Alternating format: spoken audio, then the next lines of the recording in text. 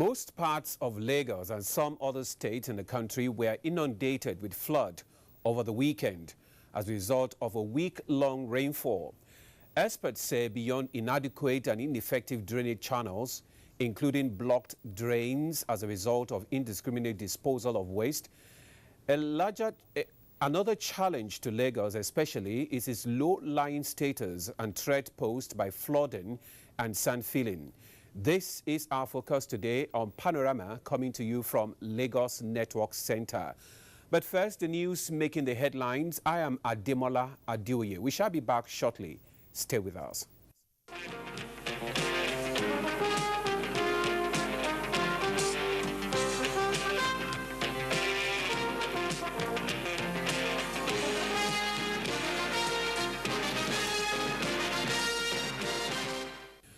Acting President Professor Yemi Osinbajo has assured motorists plying the Mokwa-Jeba-Ilorin road that relief will soon come their way in 14 days when a temporary bridge over the collapsed Mokwa Bridge will be put in place.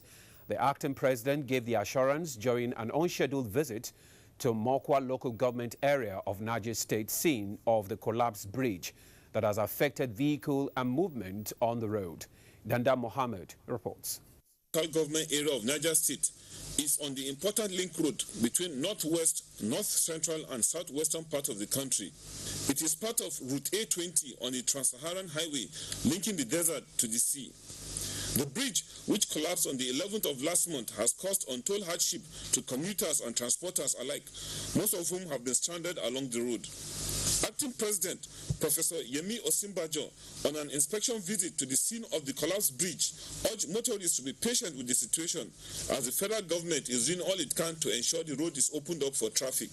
We've also tried to see how, with the help of the FRSC,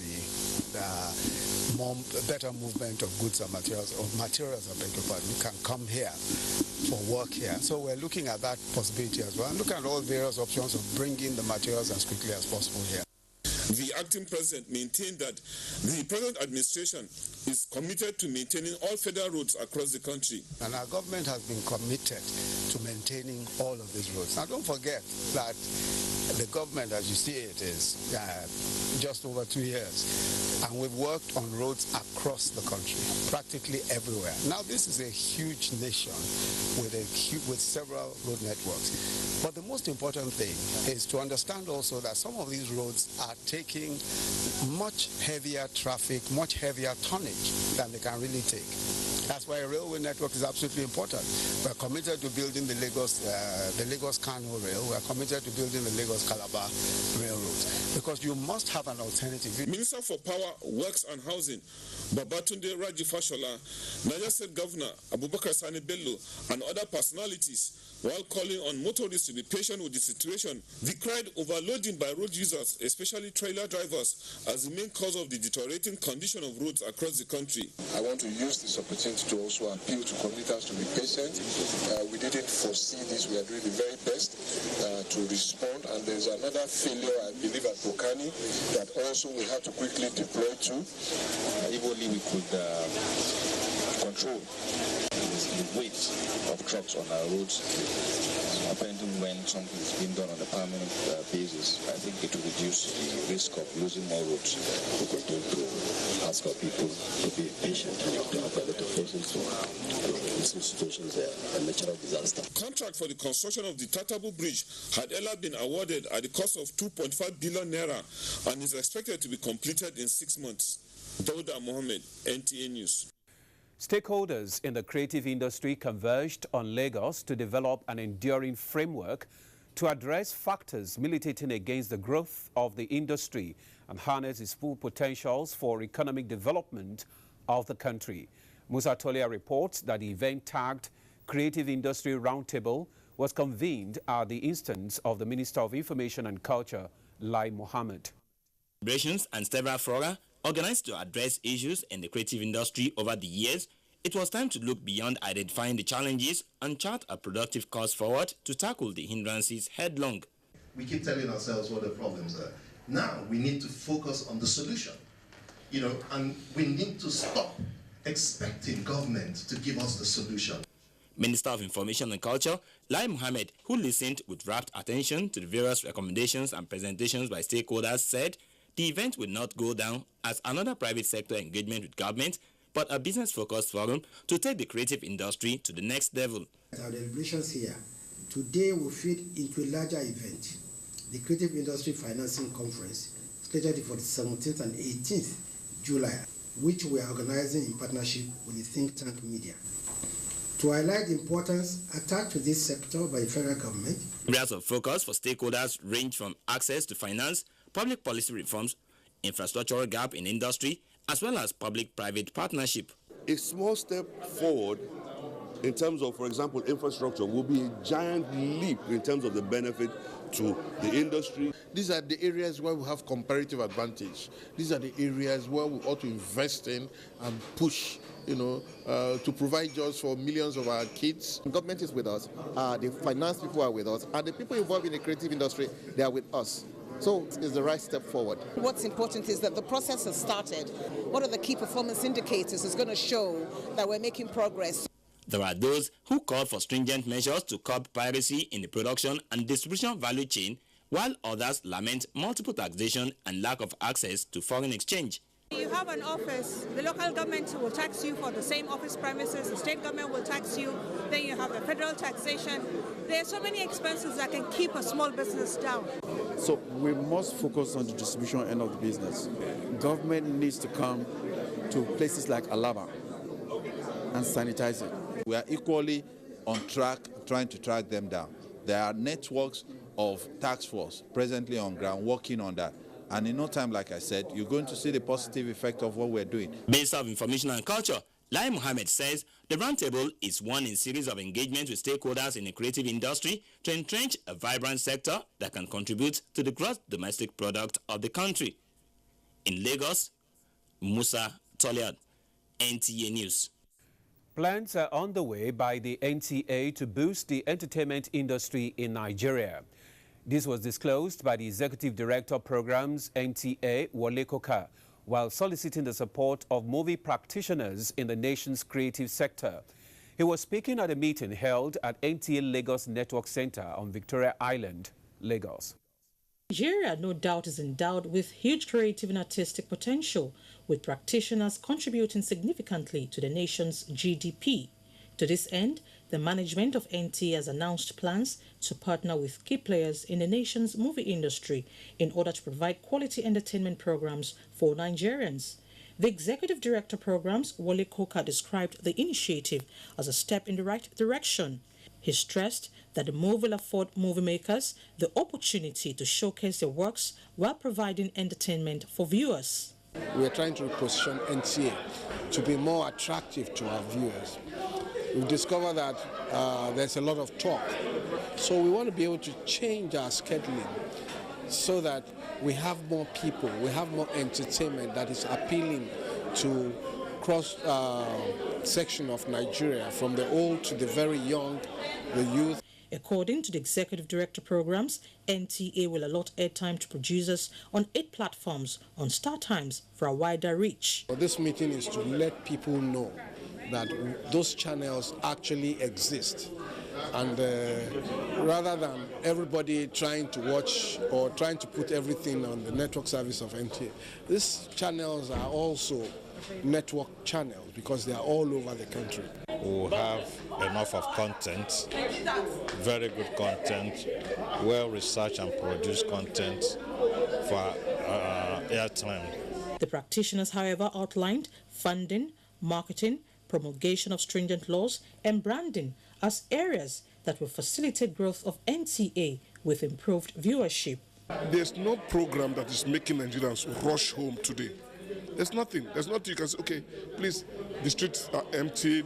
People want to keep there with a particular program because it's so popular like it used to be in the days of Ripples and Checkmate. I think that is exactly what we are bringing back. We are bringing back to the table. Some of us have come together to say, listen, we have to bring back NTA to that high level of viewership. With the ongoing digitization process, provision of quality contents, they say, will drive technological advancement in the nation's broadcast industry. The Supreme Court has dismissed the appeal of the candidate of the People's Democratic Party challenging the election of Godwin Obaseki of the All Progressive Congress as duly elected governor of Edo State. The seven-man panel, led by the Chief Justice of Nigeria, Walter Onoge, in a unanimous decision, affirmed the earlier ruling of both the tribunal and the appeal court. Dele Atumbi reports. And appellate court sitting in Benin, the candidate of the PDP in the September 28, 2016 Edo State governorship election, Ozage Ezeyamun, approached the Supreme Court praying it to upturn their decisions. In his appeal, Ezeyamun alleges irregularities and gross non-compliance with the Electoral Act during the election that brought in the candidate of the All Progressives Congress, Godwin Obaseki, as governor of Edo State.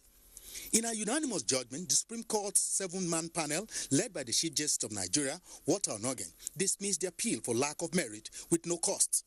Now, the losers know themselves, the winners know themselves.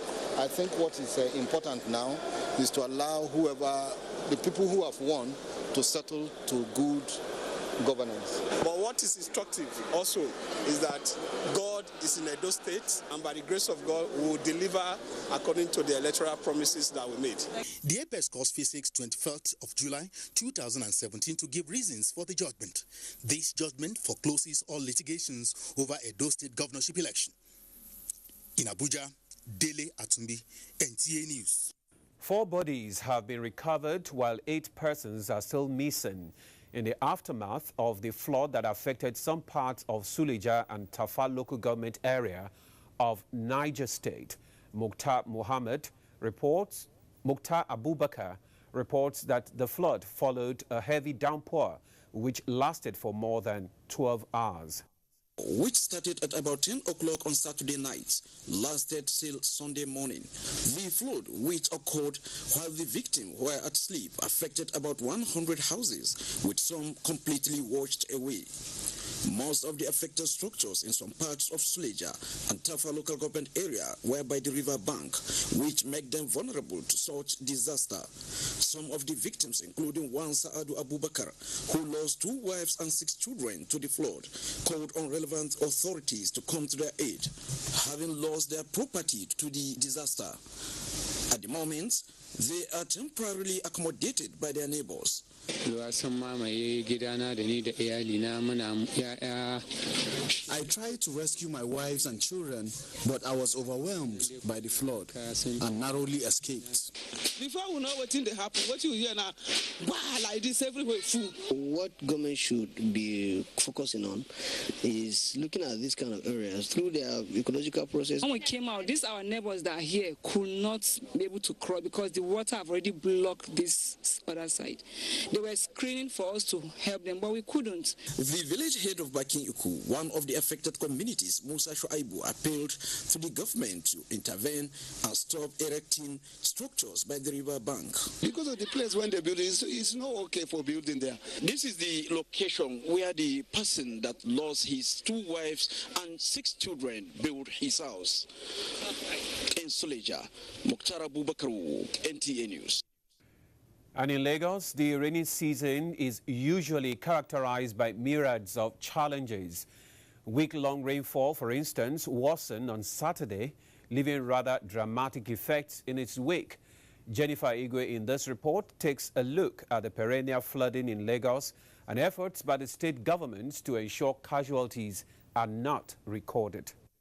The Meteorological Agency had earlier warned that there will be extended rains of 3 to 8 days for areas around Adamawa, Ogun, Edo, Niger Delta and low-lying areas like Lagos. Did the state make strategic plans to this effect? We have enough canals to make it go back. If not, they will still be all over the place. The canals are functional, highly functional.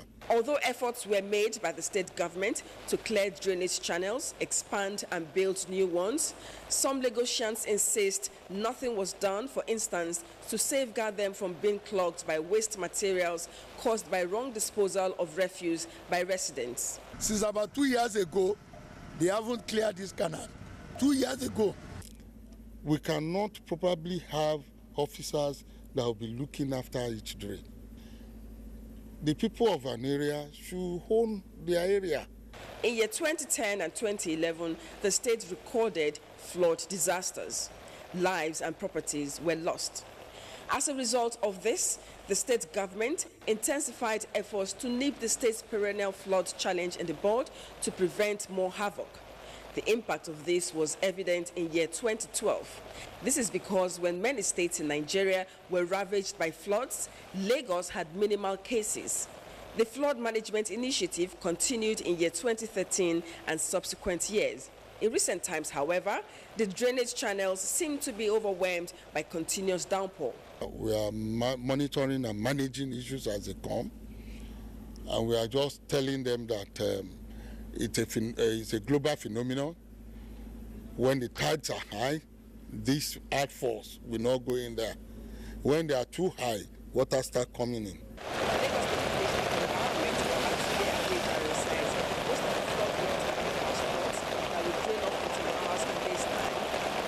In Lagos, Jennifer Igwe, NTA News. Yeah, to speak more on the challenges of the environment as a result of the flood that we experienced over the weekend, I have with me an environmentalist, Mr. Desmond Majakudum. You're welcome to Panorama. Thank you very much. Now, let me have your assessment of the recent flooding in Lagos and some parts of the country over the weekend. Well, first and foremost, we have to give thanks to Almighty God that in Lagos, at least, there was no record of fatality. We didn't lose lives. And our hearts go out to those in Suleja who lost their lives as a result of the floods. But it's an alarm bell blowing loud. And this one is blowing so loud that even the deaf can hear. The reality is that no matter what type of drainage system you have in place, with the volume of rain that is falling occasionally these days, it will overwhelm it. And what am I talking about? I'm talking about the classic symptom of climate change. It's very simple. When you warm water, it evaporates. The more heat you apply to the water, the more evaporation. And when you have a warm atmosphere, like we have in our country, in the tropics, it holds more water. So it will inundate you. In Suleja, what happened was they got what rain that could have fell within 2 weeks, fell in 8 hours. Likewise in Lagos, we had a lot of rain falling, and then all of a sudden there was this tremendous deluge that just overwhelmed everything, and then it came to meet the high tide. The high tide. There is no hope when you have that kind of situation. Luckily, the drainage systems evacuated the water, but we need to make sure that we don't be blocking our drainage systems. You could be responsible for the death and destruction of people's lives and livelihoods. You talked about this issue of this climatic change and global warming and all that. Is it human activities that is hugely responsible for this? There's absolutely no doubt whatsoever. Global warming is anthropogenically induced. And what is causing it is over-carbonization of the Earth's atmosphere. We're burning too much toxic elements, too much fossil fuel is going up into the atmosphere, and it is over-carbonizing it. It is upsetting God's wonderful plan. It's a system. It's a delicate, balanced system. You have different ratios of gases which make this Earth habitable. This Earth is like a diamond in the sky. It's heaven's poetry to us. It's the only habitable planet in the whole of all the solar systems because God has determined that it should be so. It's a perfect system, and we have brought our imperfections into this system by putting too much pollution and creating this global warming, which is now bringing the climate change. And that type of flood is a classic symptom. It's an alarm, and we need to wake up. But you know what, my brother? We thank God that Nigeria was progressive enough to join all the other countries, over 190 countries of the world, to sign an accord in Paris that will say we're going to cut back on our carbon pollution, we're going to address this global warming situation before it gets too bad. So what can be done at least to address this major challenge that you have talked about now? Thank you very much. Well, the first thing is in our minds. because everything starts with a thought process. And we have to get it into our minds that we as mankind are a part of nature. We cannot be apart from nature. And the reality is that nature doesn't need man for anything, whereas man needs nature for everything. So surely that which we need to supply all our life support, we should care for it. It's a God-given injunction in all the scriptures. It's very, very clear that we should be caring for the creation. Let's get that into our mind. Let's stop abusing the creation. Let's stop doing nonsensical type of sand-filling situations in Lagos without drainage. The marsh has a purpose to play. It's a place that carries these flood waters. You now sand fill without good drainage, you're going to have problems. Let's care for nature.